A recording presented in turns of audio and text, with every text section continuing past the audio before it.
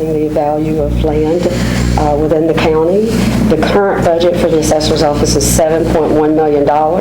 We have 77 budgeted FTEs. They have a total budget request for FY17 of $405,000, and Mr. Rooker is going to walk you through the components of that request. Thank you, Taggy. I appreciate it. And we have 6 budget improvements that we've requested. The majority of those 5 are actually related to the reappraisal program and the additional work that we're having to process as a result of new construction and the booming economy and the booming real estate market in Nashville. And Mr. Rooker, will you just take a second and just talk about what the reassessment process is? Yes. I think folks can understand. Certainly. The reassessment process is a 4-year process. We spend the first 3 years of that 4-year cycle inspecting all properties in Davidson County. We have conducted or are near completing those inspections of properties, and we're in the process of now building value models. We will look at all the sales that occurred in the 2016 calendar year, and we will use those sales to help us do value estimates for all properties in Davidson County, all 236,000 So every single property will be evaluated. Every parcel of real property in Davidson County will be reappraised effective January 1, 2017. So again, those appraisals will be based on current market values of properties using sales and income and cost data that we have available to us to conduct those appraisals.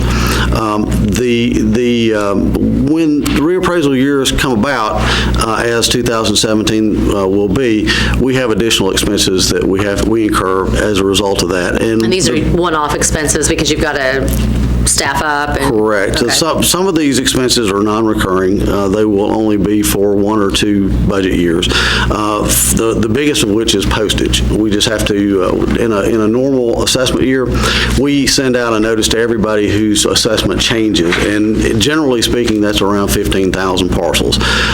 So we only have to pay postage for those 15,000 parcels. In 2017... Are you estimating that there will be more mail that needs to go out? Right. We'll have about 250,000 pieces of mail that will need to go out, plus the number of appeals that are filed in a reappraisal year historically is considerably higher than in a non-reappraisal year. And that's why some staffing needs to occur? Exactly. So we'll have to have an increase in postage. We need to bring in additional hearing officers so that people's appeals can be heard after the reappraisal program.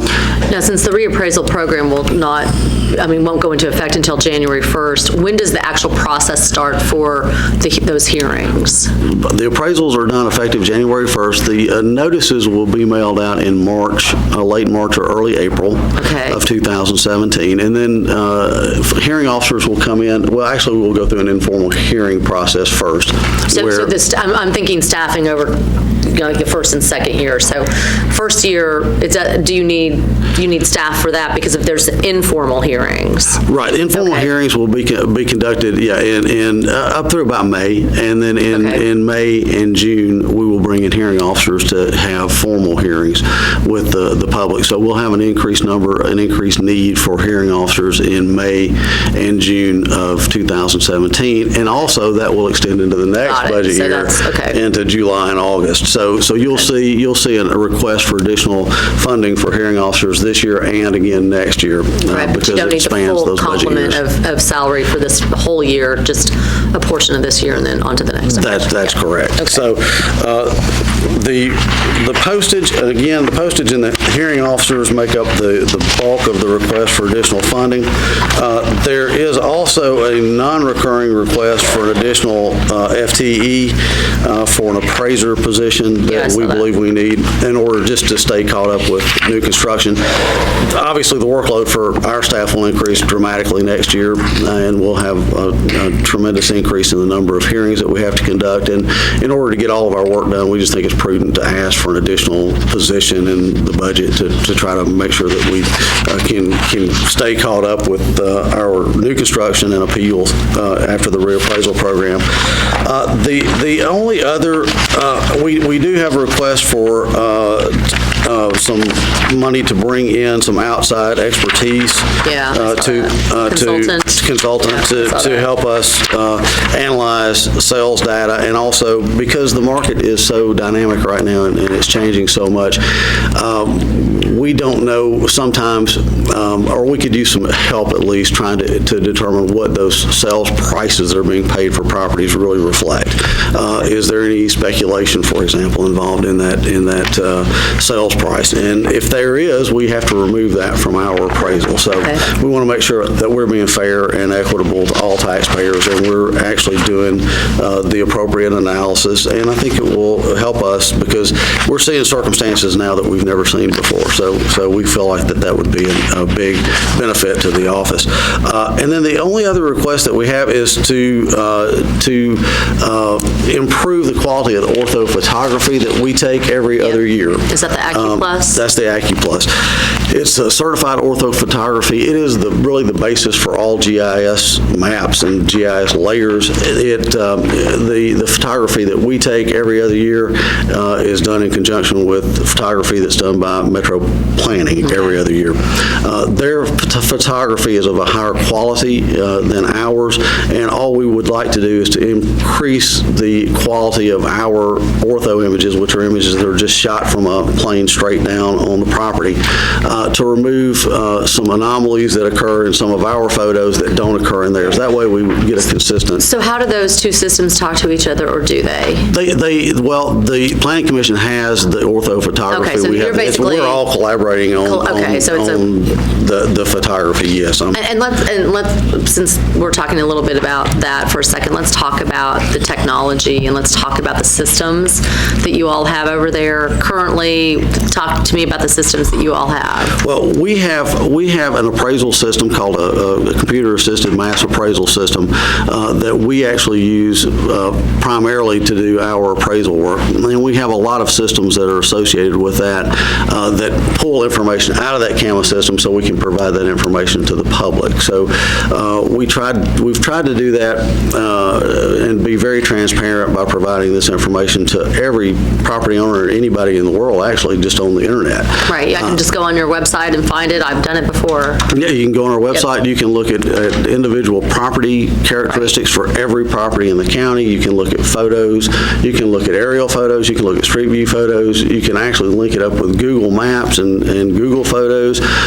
You can look at sales transactions that have occurred in your area. You can actually define whatever area that you'd like to see sales data and other property data, permits, zoning. And how does all that relate to emergency management? Because somebody mentioned to me the other day that you all actually have an emergency management component as part of your office? Well, we don't actually have an emergency management component as far as I know, but a lot of the information that we have, I can see could be used very easily to manage situations in an emergency. Yeah. Right, exactly. I know that one of the AccuPlus imagery that we're talking about is done by a company called Pictometry, and they do provide a lot of assistance to emergency management agencies throughout the country.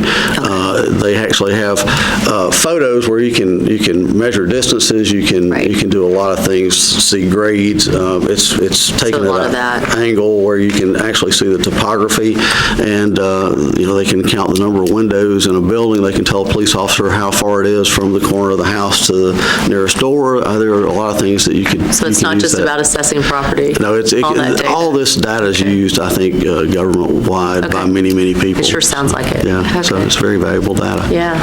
So when you look at your multi-year request, really the big hit on hearing officers really is going to be in fiscal 18. Right, exactly. Correct, be next year. Right. Not next year. Right. You start the process the end of this coming fiscal year. I would say For 2 probably months, a third of it will be, maybe a third of it in this fiscal year, and then 2/3 of it in the next fiscal year. And any update on kind of where we are? Well, Data so far? we are measuring and listing a lot of new construction, and it looks like we're going to have a big year in terms of new construction being picked up on the assessment roll, somewhere between 2.5% and 3%, which is historically a very good year for new construction. It's going to be probably the third or fourth biggest year we've ever had in the history of Metro government. It'll be a little larger than what was budgeted for, I think Mr. We had said I can tell you, do you remember what we budgeted this year for property tax revenue growth? 2%, I thought, 2%. 2%, yeah. So- Pretty significant amount. Yeah. We're gonna do better than that. Yeah. And property values continue to increase at a pretty significant rate. Any flattening of the market? We expect to see one in the winter, of course. The market tends to slow in the winters, but it hasn't slowed again this winter for about the third winter in a row. And we are still seeing at least 0.5% a month increase in property values, just generally speaking, looking at our ratio studies. So we still believe that we're going to have somewhere between a 30 and 35% increase in total assessed value in 2017. Right, which goes back to our previous conversation with Mr. Cardwell about making sure that folks who can lock in their property taxes do so. Absolutely, and that's particularly important because the reappraisal is designed to shift the tax burden, and a lot of people at times look at that and don't think that's very fair. But in areas where property values have appreciated at a greater rate, people will see an increase in their tax bills. In areas where property values have appreciated at a lower rate than average, people will see typically a reduction in their tax bills. And you're neutral. And Metro government is neutral in terms of the Correct. We are revenue that we neutral. receive, so we don't get any benefit from the reappraisal program. We It's don't just- create or take away. We do not, but we do redistribute. So it's very important for people. It's important. It says on which side of the redistribution. Exactly. It's important to understand. If you live in the central city, you probably need to get under a tax freeze program if you can, because the values in the core of the city are really increasing at a very rapid rate. Well, I know that we're working with community partners to make sure that people who can do. Right, absolutely. Any questions from you, Talia? I just wanted to follow up on the technology Yes. component, because I do think that you all have been particularly creative over the years and really cutting edge. Right. Ahead of many of the other assessors' offices in the country. And I've noticed that you all are now going to put some GPS monitoring in the cars that Yes. people go out. Could you tell us a little bit about that? You guys are always looking ahead. We have used GPS in the past, and we've had to because of contracts and expiring, we've had to renegotiate a contract for GPS services. But it allows us to monitor the activity of our staff. It allows us to also make sure that our staff's protected, because we sometimes get complaints about our staff being places that they say they weren't. Now we can demonstrate that they actually weren't there, or they weren't speeding down the highway. It also allows them to be more accurate in terms of identifying properties and locating the property that they need to inspect. So that is a good technology. It really helps us out a lot, and it's very, very inexpensive compared to the benefit that we receive. So. Just, if I could take a second to thank, I've sat on that side of the table. Talia, you see, came in and took away my spot. I saw you put your book down there. But I'd just like to say how much respect I have for your office, and obviously a critical part of metropolitan government is property tax revenue collection, and it all starts with the assessor's office and what they've done, and Jim and David and others in your office, including yourself, have been incredibly great to work with in terms of getting information from and understanding the process. And so I just wanted to say thank you. Well, thank you. It's been a pleasure for me to be able to serve in the assessor's office for the last 35 years. So I've enjoyed it. And Mr. Ricker, you have laid great groundwork over there and done great work, and I'm truly grateful. I know that office is in a great place. Well, thank you. Thank you. Any other questions? Thank you. Thank you. Appreciate it. Thank you.